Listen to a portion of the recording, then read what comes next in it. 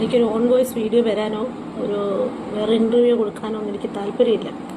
കാരണം ഞാൻ ഇന്നലെ സത്യം പറഞ്ഞാൽ മനസ്സുകൊണ്ട് ഭയങ്കര ബുദ്ധിമുട്ടിയ ദിവസമാണ്.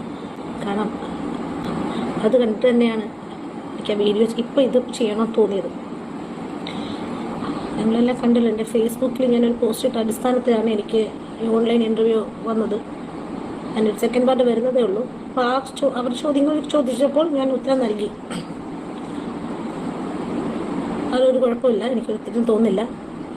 ഇന്ന് ഞാനിവിടെ വന്നിരിക്കുന്നത് എൻ്റെ മക്കളുടെ പെർമിഷനോട് കൂടിയാണ്. കാരണം അമ്മ ഇനി അനുഭവിക്കണ്ട. അമ്മയ്ക്ക് പറയാനുള്ളത് ഇനി പറഞ്ഞു. അതിനകത്ത് ഒരിക്കലും ഞാൻ മരിച്ച മനുഷ്യനെ മാനം കെടുത്താൻ വേണ്ടി വിചാരിച്ചിട്ടേ ഇല്ല. പക്ഷെ ചിലത് പറയണമെങ്കിൽ, എനിക്കെതിരെ വന്ന കാര്യങ്ങൾ പറയണമെങ്കിൽ അത് ഉൾപ്പെട്ടു പോകും. എൻ്റെ മക്കൾ സപ്പോർട്ടുണ്ട് എൻ്റെ കൂടെ. ഞാൻ വന്നത് ഇന്നലെ സുചിത്രയുടെ കൂട്ടുകാരി ശാലിനിയുടെ ചാനലിൽ ചേട്ടൻ്റെ സുഹൃത്തും പ്രൊഡക്ഷൻ കൺട്രോളറുമായ എനിക്ക് ഒരു ചേട്ടനെ പോലെ തന്നെ കണ്ടുകൊണ്ടിരുന്ന സജി പെരിങ്ങമലയുടെ ഒരു വീഡിയോ, പിന്നെ സഹോദരൻ്റെ വീഡിയോ, ചേട്ടൻ അനിയൻ്റെ. അതിൽ ഒന്നാമത്തെ കാര്യം, സജിയേട്ടാ നിങ്ങളോട് എൻ്റെ ആദ്യത്തെ ചോദ്യം, നിങ്ങൾക്ക് എത്ര വർഷമായിട്ട് ഞങ്ങൾ കുടുംബത്തോടുണ്ട്? എത്ര വർഷമായി നിങ്ങൾ ഞങ്ങളുടെ കൂടെ ഉണ്ട്? A to Z അറിയാം. ചേട്ടൻ്റെ സൈഡെല്ലാം മൊത്തം അറിയാം. ഫാമിലി മാറ്റർ അറിയാം. ഇതെല്ലാം അറിയാം. ഈ സുചിത്രയുടെ വിഷയം കള്ളമാണെന്ന് നിങ്ങൾക്ക് എൻ്റെ മുഖത്ത് നോക്കി പറയാൻ പറ്റുമോ? നിങ്ങളെല്ലാവരും കൂടി ചേർന്ന് ഒത്തുചേർന്നിരിക്കുന്നിട്ട് ഒരു പബ്ലിക്കിലൊരു സ്ത്രീയെ നാറ്റിക്കണമെന്ന് വന്നതല്ലേ? കുഴപ്പമില്ല.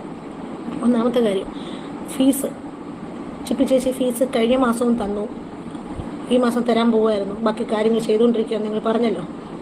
ഫീസ് തന്നു. ഞാൻ ഒരു ഇൻ്റർവ്യൂവിലും പോയിട്ട് ചിപ്പി ചേച്ചി രഞ്ജിത്തേട്ടനും മോശമായി പറഞ്ഞിട്ടില്ല. ഞാൻ പറഞ്ഞത് കഴിഞ്ഞ വർഷം എൻ്റെ മോൻ 9ലും മോൾ 7ലും പഠിക്കുന്ന സമയത്ത് 2 ടേം ഫീസ് സജി പെരിങ്ങമ മുഖേന എനിക്ക് ആ ഹെൽപ്പ് കിട്ടി. ചിപ്പി ചേച്ചി തന്നു. ഈ വർഷം ഞാൻ ചിപ്പി ചേച്ചിയോട് നേരിട്ട് ചോദിച്ചു. അതിന് മുമ്പ് നിങ്ങളോടും പറഞ്ഞു, ഒന്ന് ചോദിച്ചു നോക്കാൻ ഞാൻ പറഞ്ഞു, മെസ്സേജ് ഓർമ്മയുണ്ടല്ലോ. ചിപ്പി ചേച്ചിക്ക് എന്തോ തിരക്ക് കാരണം മറുപടി കിട്ടിയില്ല, അത് ഞാൻ വിട്ട്. അത് ചോദിച്ചപ്പോൾ ഞാൻ പറഞ്ഞു സഹായിച്ചിട്ടില്ല എന്ന് പറഞ്ഞിട്ടില്ല. രണ്ടാമത്തത്, നിങ്ങളവിടെ വന്നപ്പോൾ എന്തോ കണ്ട് ഞെട്ടി ആയത്തൻ സാർ ഇറങ്ങി വന്നു. ആദ്യമേ പറഞ്ഞു നിങ്ങൾ കണ്ടു, രണ്ടാമത് പറഞ്ഞു നിങ്ങൾ കാറിലായിരുന്നു. ഒന്ന് കാര്യം, എന്തെങ്കിലും ഭാര്യയുടെ എന്തെങ്കിലും കുഴപ്പം കണ്ടിട്ടുണ്ടെങ്കിൽ മിണ്ടാതെ പോകാതിരിക്കണമെങ്കിൽ നട്ടലില്ലാത്ത മനുഷ്യനല്ല, നല്ല ആൺകുട്ടിയാണ്, നല്ലൊരു ഭർത്താവാണ്.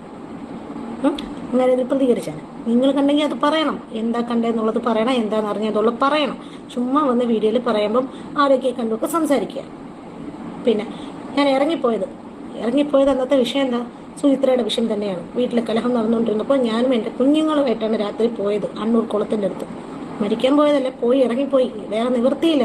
എനിക്ക് സഹിക്കുന്നതിൻ്റെ അപ്പുറത്തായി കാര്യങ്ങൾ, സഹിക്കുന്നതിന് അപ്പുറത്ത്. നിങ്ങൾ കാണുന്ന ഒരു സൈഡല്ല, വീട്ടിനകത്ത് അത് നിങ്ങളില്ലാത്ത സമയത്തും ഞാൻ അനുഭവിച്ചുകൊണ്ടിരുന്നത് എനിക്കറിയും. ഞാൻ തന്നെയാണ് തിരിച്ചു വന്നത്, അല്ല നിങ്ങളൊന്നും എന്നെ കണ്ടുപിടിച്ചുകൊണ്ട് വന്നതല്ല. പിന്നെ കാറ് തട്ടി, നിങ്ങളെ കാറ് ഞാൻ തട്ടിയോ? ഇത് തന്നെ കണ്ടിന്യൂസ് എത്രയോ പ്രാവശ്യം പ്രശ്നങ്ങൾ നടന്നു. ലാസ്റ്റ് ഒന്നും പറഞ്ഞത്, ലാസ്റ്റല്ല, എന്താ എൻ്റെ വീഡിയോ പുറത്തായി. അതിൻ്റെ പേരിൽ മറ്റേ സാറിൻ്റെ അടുത്ത് കംപ്ലൈൻറ്റ് പോയി.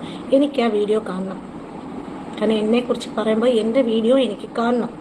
നിങ്ങൾ ഇത്ര പബ്ലിക്കായിട്ട് പറഞ്ഞതല്ലേ, എൻ്റെ വീഡിയോ നിങ്ങൾ ഇന്ന് സൂക്ഷിക്കുന്നുണ്ടെങ്കിൽ, അവർ സൂക്ഷിച്ച് വെച്ചിട്ടുണ്ടെങ്കിൽ അവരെന്നെ കാണിക്കണം.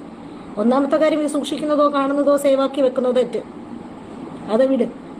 എനിക്കത് കണ്ടിരിക്കണം, എനിക്കത് കാണണം. കാരണം നിങ്ങൾക്ക് ഒരു പെൺകുഞ്ഞുള്ളതാണ്, ഇവിടെയും പെൺകുഞ്ഞുള്ളതാണ്, എനിക്ക് അച്ഛനും അമ്മയും എല്ലാം ഉണ്ട്. ഈ വിളിച്ച് പറയുമ്പം നിങ്ങൾ ആരും കണ്ടിട്ടില്ല, തേച്ച് മായ്ച്ച കാര്യം നിങ്ങൾ ആരും കണ്ടിട്ടില്ല, കേട്ടറോ മാത്രമേ ഉള്ളൂ. നിങ്ങൾ ആ വീഡിയോ എനിക്ക് കാണിച്ച് തന്നിരിക്കണം സജിയേട്ടാ.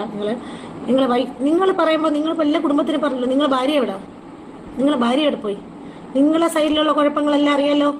ചേട്ടൻ മരിച്ചതിന് ശേഷം ചേട്ടൻ്റെ ബന്ധങ്ങളെല്ലാം നിങ്ങൾ എന്നോട് പറഞ്ഞിട്ടുണ്ട്. ഞാനിത് ആരെങ്കിലും പോയി ചോദിക്കുകയോ